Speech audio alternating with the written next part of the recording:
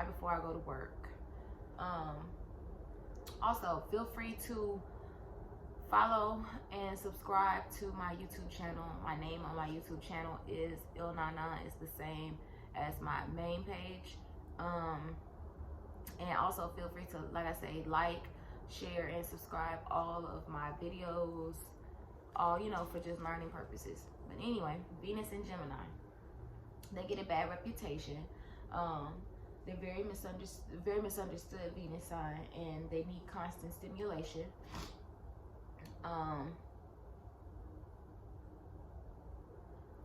To be with a Gemini, you have to know how to communicate. And that's a big thing because they rule that communicative house. They rule the third house, and that is the house that rules communication. So that is something that that attracts them, that stimulates them, is when you have interesting conversations. When you love how to learn. They're very curious people. They like to get to know new people and learn about them.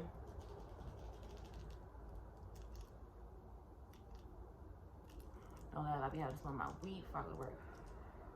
Anyway, I can't be letting it go out. I'm on spare time. Gemini is, like I say, ruled by the third house, rules communication. Gemini is also ruled by the planet Mercury. Your mind is what gets their heart. They care about how you express yourself to them, and they want you to keep up with how they express themselves. You cannot, I repeat, you cannot be boring, or they will scurry away. Their freedom is very important to them, kind of like their sister sign Sagittarius. They need a partner who likes to explore. They're great multitaskers. Venus and Gemini individuals do not like people who are just always so serious. Be unpredictable sometimes, but always available. You want to be predictable for them, but be available for them at the same time.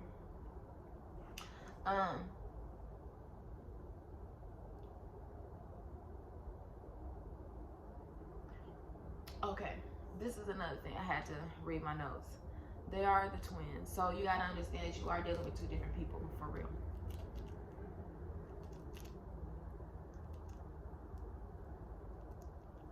So that's why a lot of reasons why they need that constant stimulation, because you're dealing with two different personalities with two different needs. Gemini also rules, like I said, the mind, how you think, how you process things. Aquarius could also be looked at as an intellectual sign, like Gemini as well. Venus in Aquarius, rather, too. I should be more specific about that. They can be labeled as cheaters, like I say. They get a very bad reputation. And to be honest, when someone has like a lot of Gemini in their sign, in their chart, it can make them a person who's not very, just minimal on monogamy. Like, they're not very monogamous people at all. Venus and Gemini can be bisexual and attract bisexual people due to that duality. Venus and Gemini can be flexible, and when I say flexible, limber-wise, they like threesomes. Once again, that twin duality type shit, and might like to run trains. Once again, Mars and Gemini can be that way too, or you can flip it, and depending on, like I say, how the planet is aspected and in what house, they might like the opposite done to them. So they might like to get trains ran on them versus them running trains on others, or, you know, them having threesomes with their opposite sex instead of their normal sex type shit. So the more you try to tie down a Venus and Gemini, they may run. Don't make them talk about their feelings. They look at everything as like as something waiting to be found out, something that they can figure out, a puzzle. Sometimes they feel they need to be in a relationship, and sometimes they don't. They can go back and forth. Their mind is always working. Excitement is very important to them, and it's very important to fire Venuses as well. They can be not stable. They're not very stable people. Shit, I think I lost my lighter, y'all. One moment.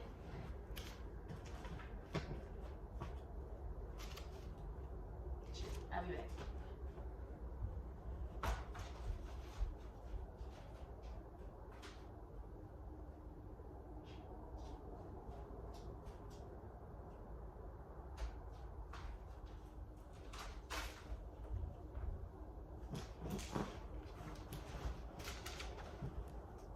Okay. They don't like an everyday, boring, mundane relationship either. They don't like that bullshit. They lead the day to be different every day. Like I said, they don't like routine. They're very flirty. Like I said, these things can apply to Venus in the third house. These things can apply to Libra on the third house cusp. Venus in aspect to planets in Gemini. Venus in aspect to Mercury, and as well as Gemini on the seventh house cusp. That's all of these things that it can apply to that person. So don't think that it only applies to Venus and Gemini, all of these details and characteristics. They're very changeable about mobility. They can be smooth talkers. They can be very relatable people, like I say, but not stable people. They can easily connect with all people.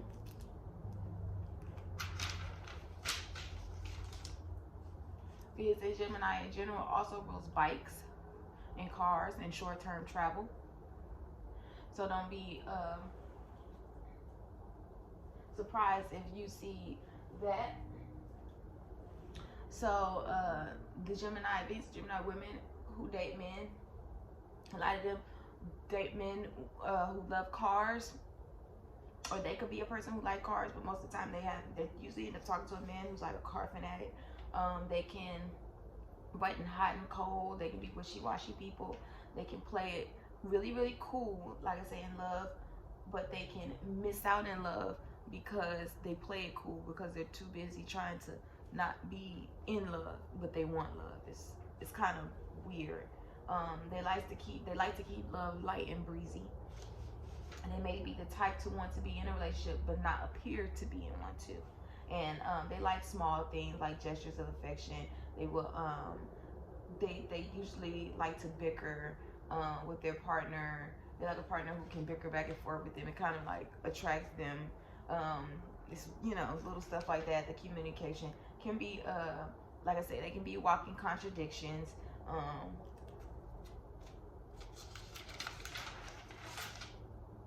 Or attract that type of partner. They can be erratic and not like schedules, as well as Pisces.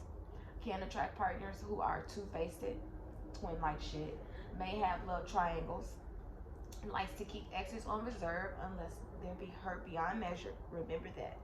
Don't think a Gemini ain't talking to their fucking ex, ever. They can be nosy and go through your things.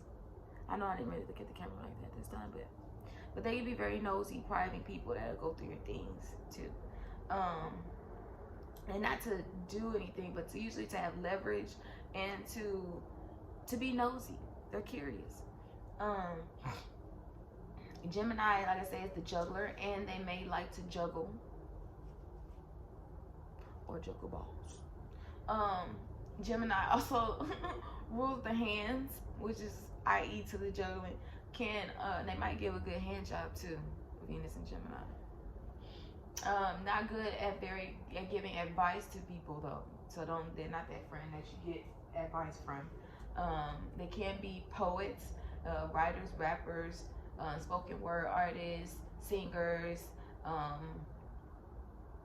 I think Summer Walker might have Venus in Gemini.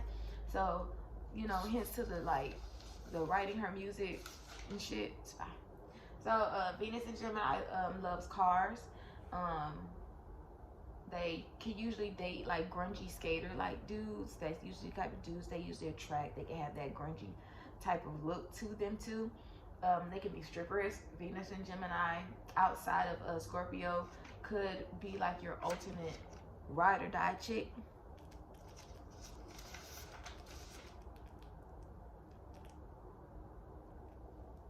And to just go here, to just go to a little styling dress. Venus and Gemini men can usually like blur the lines between their outfits, and like Cam Newton, I believe he might have Venus in Gemini, but he can blur the lines and how he dresses. Like, they can blend masculine and feminine outfits together and kind of make it work for them. They really don't have a strong reason, or they don't feel like they have a strong reason to maintain a masculine image, and that's a lot of reason why they dress and present themselves the way they do. Side note, they can encourage people to enter into one-on-one exchanges with a full, with your full personality. They can do that with great ideas. So, like Venus in Aries, she seems to genuinely want to interact with you, where Gemini is finding the opportunity to really truly express herself with you, if you get what I'm saying. Like, the passion is boom, but then the expression is Venus in Gemini likes to think about things, and this leans more towards the side of the innocent charm and the stereotypical charisma, the nice guy, the suave, good mouthpiece. And they usually love giving their opinion, but like I say, they don't give good advice. They don't give good opinions. So that's a lot of reason why it's kind of like hot air,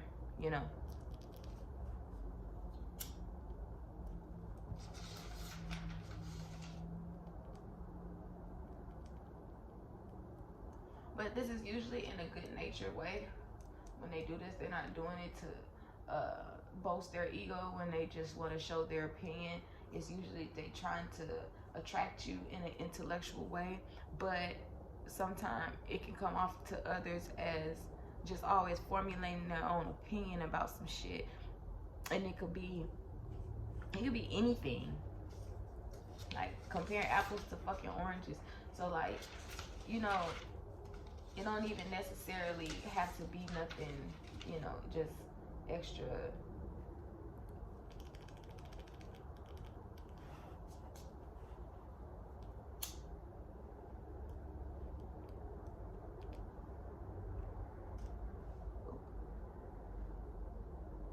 And yeah, one woman is usually not enough for a Gemini man. I'm sorry I had paused like that, but I had to just make sure that I got it all out for y'all, and I wanted to get this video out the way before I went to work, and I hope you guys appreciated it. And please like, share, and subscribe to my YouTube. It is called Ilnana, ILL_NANAAA. 3 A's. So AAA. And yeah, and just continue to follow through my journey and learn with me, and I'm learning with y'all. And yeah, this is what I'm trying to do. So, and I'm really liking this shit, and I'm really good at it. So, just follow with me. This is me and my authentic self, as real as it's gonna get. So I'll talk to y'all later, and I will be coming back with Venus in Cancer. See y'all.